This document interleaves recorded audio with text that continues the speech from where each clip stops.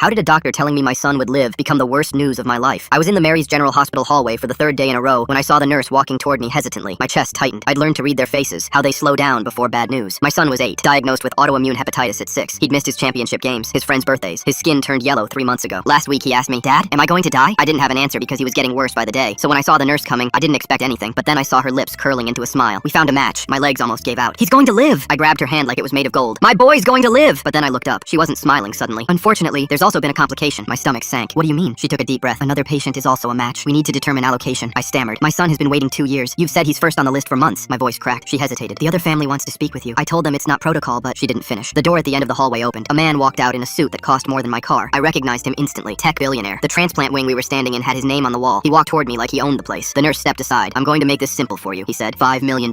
I stared at him. No. He didn't blink. 10 million. No. 20. His voice was calm, patient. "More money than your family has seen in 5 generations. I stepped closer. "My son's life is not for sale." He didn't move. "I guess you don't understand how this works." He pulled out his phone, made a call. 3 sentences I couldn't hear, then hung up. "You'll hear from the nurse soon." 45 minutes later, the same nurse from before walked back in. "The transplant allocation committee needs to reevaluate your son's position on the list." She wouldn't look at me. "It's out of my hands. I'm sorry." She walked away. I started hyperventilating, trying to breathe. He'd made 1 phone call. Now my son's file is under review. That's corruption. I found the ethics officer immediately, told him everything. He listened, nodded, then said, "What you're describing is a donor expressing concern for his son. That's not illegal. He offered me 20 million for my son's liver. He made you an offer. You declined. That's negotiation." I stared in shock. He made a phone call and now my son's file. Donors speak to hospital leadership. That's normal. He stood up. "Without evidence, there's nothing I can do." The door closed. 2 hours later, the nurse found me in the hallway again. "The other patient has been prioritized for transplant." "I'm sorry." I grabbed the wall. She walked away without a word. I sat there numb. My son was going to die because a billionaire wrote a check. I didn't know how long I sat there, but then I heard it. A gurney. I looked up. A boy, 12 years old, pale but alive, being wheeled toward the OR. Behind him, the billionaire, hand on his son's shoulder, smiling. He saw me, slowed down, leaned close. "You should have taken the money." Then he kept walking. His son disappeared through the OR doors. The doors swung shut. I sat alone. My son was going to die, and I couldn't help him. I felt like a failure. I put my head in my hands and let myself feel every bit of crushed hope. Then I stood up and started making my way to my son's room. At least I could still hold him. Then suddenly, I heard it. "Stop!" I looked up. A woman in scrubs, walking fast. The transplant surgeon. She walked through the OR doors, wheeling the gurney back herself. The boy was still on the gurney. "This patient has not been cleared for surgery." The billionaire was behind her. "The committee made the decision." "The committee doesn't clear patients." Her voice was steady. "I perform the transplant. I decide who's ready." He stepped toward her. "You work for this hospital. I built it." She didn't blink. "I work for my patients." She walked over to the nurse who was speaking to me earlier and took the folder from her hands. "Patient A, 8 years old, on the list for 26 months. Without transplant, estimated survival 2 weeks." She turned the page. "Patient B, 12, on the transplant list 4 months. Without transplant, estimated survival 16 months. Alternative treatment options also available." She closed the folder. "The liver goes to the patient who needs it most." The billionaire's face went white. "You can't," she cut him off. "If you say one more word, I will personally ensure every medical board, ethics committee, and federal oversight agency knows exactly what you attempted today." She took a step toward him. "I've been documenting everything since your first phone call." Then she turned to me. Her face softened. "We will begin prepping your son for surgery in 30 minutes. The surgery took 11 hours. When the door opened, the surgeon walked out tired, dark circles under her eyes, but she was smiling. "He's going to be okay." My son woke up the next morning, color already coming back to his face. "Dad, I'm no longer a Simpson," I cried, and laughed at the same time holding him.